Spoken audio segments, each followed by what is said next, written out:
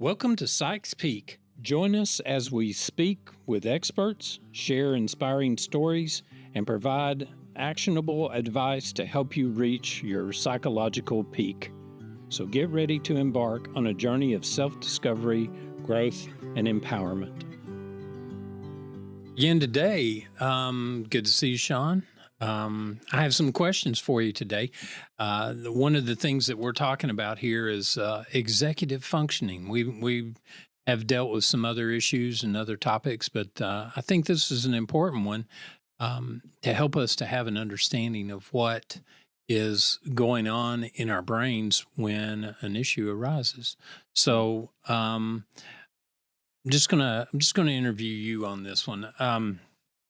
So what what is executive functioning? Where does it originate in the brain? And just kind of give me some idea about what that is. Sure. When you think about executive functions, there's several of them, and everyone has them, probably to varying degrees. They can also lead to disorders if they're not functioning at certain levels. Um, I would A say disorder like what? like ADHD. Oh, okay. All right. Different ones would probably affect, but ADHD is probably one of the better ones. PTSD, other ones that you might develop could also cause interference with executive function. You also think of like the elderly and some of their mental decay Dementia. that happens when they get older. You'll probably see some decline in executive functions, but executive functions are part of our frontal lobe regions and the frontal cortex, prefrontal cortex. It's where we start to make sort of like, really, you can think of executive functions like executive decisions, right? So if you're making decisions based out of your emotions, you're not really having control over yourself. You're sort of left to your impulses and sort of like a missile without a guidance system. And so executive functioning is meant to give us a direction, prioritization, and just sort of self-control. Well, does you mentioned ADHD, Mm. so the H part of it, the hyperactivity, is that something that would distract executive functioning or that decision making, or um, is that something that is just added to Mm. attention deficit disorder? Yeah, probably more that. Yeah. I would say the attention deficit is probably more of the issue with the executive function. The hyperactive is sort of just putting more gas on that fire. Yeah. Yeah. Okay, that's Yeah. good. That's a good point. PTSD. So with PTSD, you go back into um, a traumatic experience that you've Mm. had in the past. You might be experiencing. You might walk into an event or walk into a place that um, you had a bad experience in the past, and Yeah. so that's going to set off part of your brain Sure. that responded Mm. either poorly or responded Mhm. in a certain way Mhm. in the original traumatic event. Yes. Um, And also with extreme anxiety, same with PTSD, you could have a sort of paralysis mhm. where basic, simple things can be overwhelming. Going to Walmart can just seem so overwhelming to a person that the motivation to get up and tackle that and to go grocery shopping and to complete their list of chores for the day could just be so debilitating to them. And that's Well, part of that executive function. well, I'll give you an example. Okay. Excuse me. Cleaning out your closet. My closet or Any a closet? closet, Oh, okay. cleaning out a Yeah. closet. We'll put Right. it that way. Um, for some people, they've recognized they've got that pair of shoes from the Mhm. 80s, Mhm. in some instances Mhm. from the 70s. Mhm. But they've keep in their mind saying, Mm. I've got to clean out my closet. I've Mhm. got to clean out. But when they begin to look at the closet, um, they just can't do it. They can't pull that trigger. They'll Right. start vacuuming. They'll start. Well, I need to change the sheets on the bed, or and then they turn around, they look back at the closet, and they go, "No, not today. I don't have time. I'm not." Um, Mhm.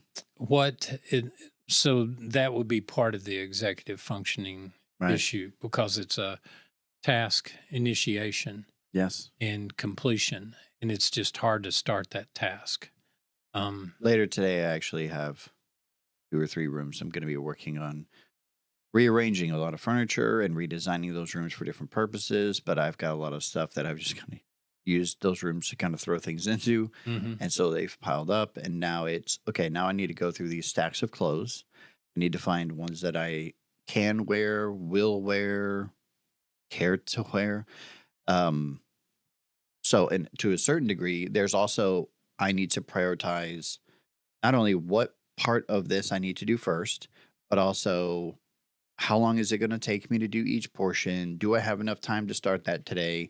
Am I getting all this stuff out just to fill my whole house with clutter and not finish the task, and then have 3 more days of needing to function in my house in other ways where I can't, right? So when you think of any project you need doing, any project, right? Mhm. Executive functions will probably be involved. Even this conversation, how do we prioritize which executive function is more important than the other? Absolutely. Yeah. Absolutely. It's just about anything that you look at. Mhm. From cleaning your car, Mm. or Baking a cake. keeping your car clean. Well, with baking a cake, you've got a list. Well, yeah, sure. I mean, But you have yeah, to do that in a certain yeah. order. You I ever mean, you love can't how a just. recipe tells you though at the beginning, preheat the oven, Mhm. and it's like okay, but by the time you get done putting all the ingredients together, your oven's been running for an hour, Right. right? And it's like Right. I don't need. It doesn't take 10 minutes to preheat. Like I could do this halfway through, right? Um, what about buying the ingredients in the first place, making sure that you have them before you preheat your oven, right? Like, Right. right? Like, Well, I mean, go get eggs. Maybe do that first, Yeah, right? yeah. Decide what kind of cake I want to make. Is this an appropriate cake for the party? so would you suggest making lists? Oh, I love lists. Do you? I do. I got into this kick a few years ago. I was stalled in life in a lot of ways, and one of the things I decided to do was just start breaking down tasks to smaller and smaller and smaller bites. But I was also worried about trying to create goals for myself that were, I don't know, I'm sure you've heard, but listeners may not have heard this, SMART goals, right? Mhm. If you haven't heard of these, look them up. They're fantastic in helping you make much more reasonable, specific goals.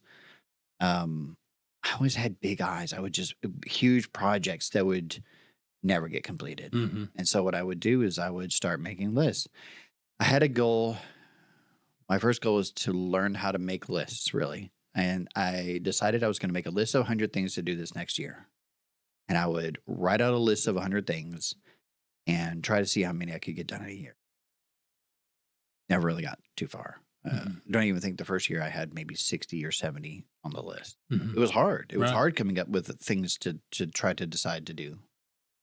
The second year, I think my list was a little bit longer, maybe almost 100, and I got probably 20% more done. I went from like 20 things done to 40. But I had on like the second year I think I did it, I wrote down a fear I wanted to confront, hold a snake, terrified, Mhm. terrified of Mhm. snakes. And a buddy of mine had a pet snake, and I told him about what I was doing, and he's like, "Oh, I'm on board for this. I want you to come over and hold my snake." And I was like, "This That is sounds terrifying." disgusting, but go ahead. Yeah. Well, I you know mustered the courage, and I had already made the arrangement within myself that if it was on the list and I had an opportunity, I wasn't going to say no. And I committed myself to that. And so opportunity presented itself. I went and I did it. and it was something that now I can say I've held a snake in my life. I confronted that fear and still afraid of snakes, but I think I felt more capable of handling other tasks. I felt more able to challenge myself in other areas. So I started making more lists and I started being better and better. And now I make lists for everything all the time, and it takes terribly difficult tasks, makes them very easy. And the other thing I would do again with SMART goals is putting time frames on them. So whenever I did have to clean the entire house is overwhelming. Hmm. But if I can make it like the bathroom and then Hmm. take the bathroom and break it down into smaller things like mirrors, Hmm. but then put time limits on myself. I'm going to clean as many things as I can clean in the next hour. I found out that a lot of the things that I was overwhelmed with thinking they would take all day and I'd have no time to get to things I really wanted to get to. Come to find out, it didn't take any time at all. And I was Hmm. still had tons of time to get the things I wanted to. And I felt so accomplished. So it's not necessarily a bucket list that you're talking Not about. necessarily. But for me, it started kind of more in that direction. And then I guess felt more courageous and more Well, and see, and I think that's what I think that's where the challenge comes in for people, because if they're making the list, right. it turns into a bucket list. Um, Yeah. and A wish list. right, Yeah. and I'll get to that one day. and that's not necessarily what we're talking about with executive functioning. Uh, We we make a list, we Right. prioritize Right. the list. Right. I mean, like when you're building a house and you come to the last, I mean, every day. I remember my dad and I were remodeling a house. Hmm. He did some construction when I was in college and stuff, and so um, we would make a punch list at the end of the day and just write it out, everything that needed to be done.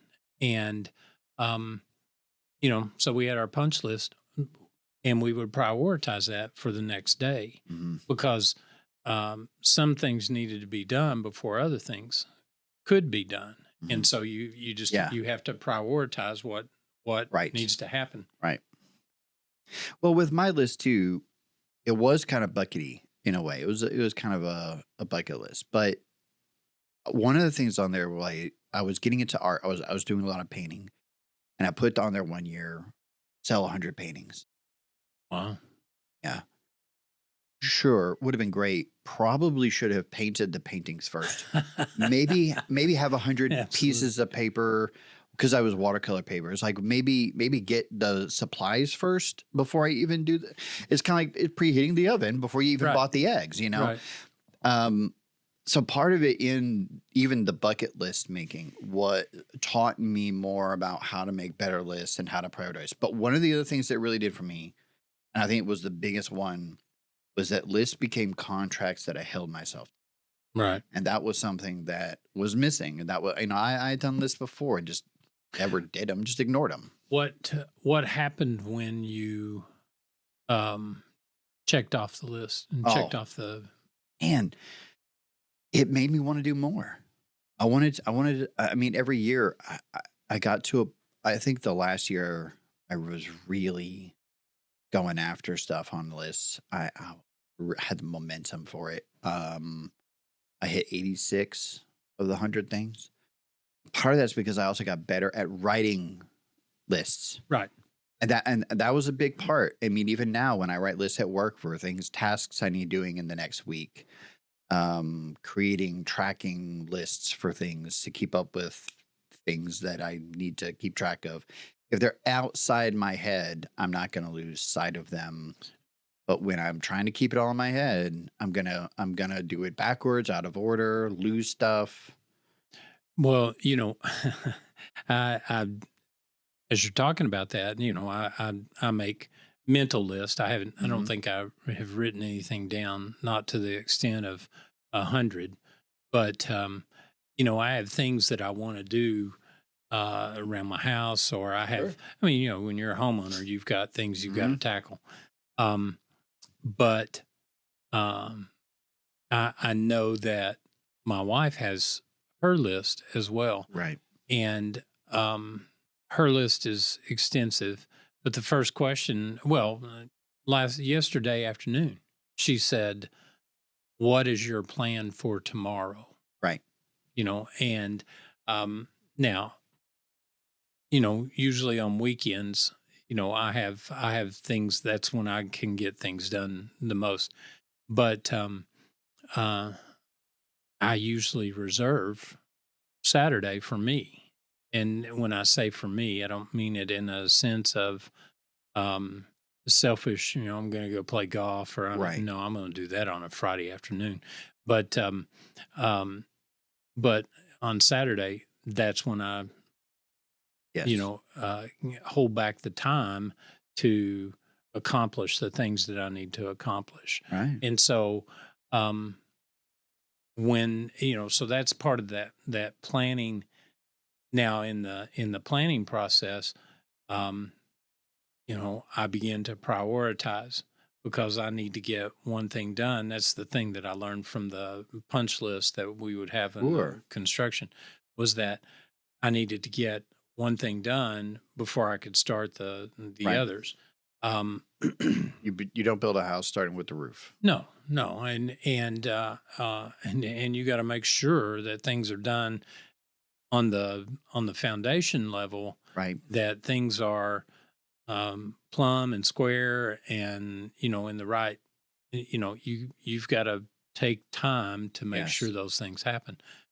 Otherwise you end up with 4-inch gaps in the roof line, Hmm. and that's uh because it just graduates and gets bigger and bigger and bigger. And um so the planning and the prioritization part Right. of executive functioning becomes a vital part in what we do. So your suggestion is, um, well, one of the things that you do is that you make lists.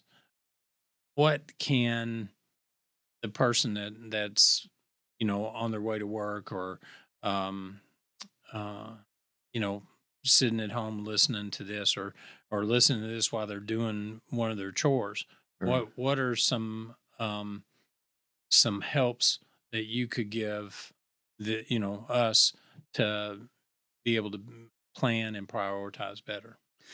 Well, and again, I think it kind of depends on each person and their situation and what they've got going on. I know that maybe people who have anxiety and other people who are getting overwhelmed with projects and tasks and we're driving to a job they don't like. And maybe they're thinking this is just going to be the worst day possible and things like that. First off, set yourself in a positive mindset. Okay. Start there. All right. It's not going to be as bad as you think. It's not going to take as long as it feels like. And so put some of that positive maybe messaging in your head. Start thinking like I can do this. This is doable. Right. Mhm. Now, from that mindset and hopefully a more positive one, again, um, think about what your goals are, what you want from the day at your job. What do you want to walk away at the end of the day thinking and feeling? And then start with that approach. Now, when we're talking about specific tasks, right? Write them out Mhm. and then maybe number them. I had um, a client that was hosting a big party and they had to worry and look at thinking about how do I go about doing this? And this was months in advance. And it was how do we get so it's like a wedding, right? You think about like weddings, like all the planning and all that goes involved. You make a list and you look at what's the most central thing for you. It might be the cake, it might be the dress, it might be the venue, whatever the central thing is, start there. And so that planning and prioritization, I think starts with your goals and what outcomes you want to generate for yourself. If you wanted a clean house, um, do you want it by the end of today? Do you want it by next week? Um, but I would say mindset, and then I would say just write it out, number it, look at deadlines, think about what needs to come first. Like you're saying, if you're building a house, don't start with a roof. If you're baking a cake, don't preheat the oven before you bought the eggs. Right, Yeah. right. So just keeping the priority in mind, Yeah. and what you want to see happen Yeah. at the end of that And, task. and it's everything's doable. Right. I mean, most people are significantly more capable than they feel. Right. And I think that a lot of people who struggle with executive function because of dysfunction, pain, and emotion, um, it's hard, but it is doable. Um, just start with something as simple as writing a list, and that might be all you do today. Right. Write a list for tomorrow. Well, that's all the time we have. Thank you for listening today. I'm Dr. Keith Roach, I'm Sean Van. and we thank you for listening to Psych Speak. Our next topic will continue the executive functioning, Yep. and we'll be talking about organization. Listen to us then. Thank you.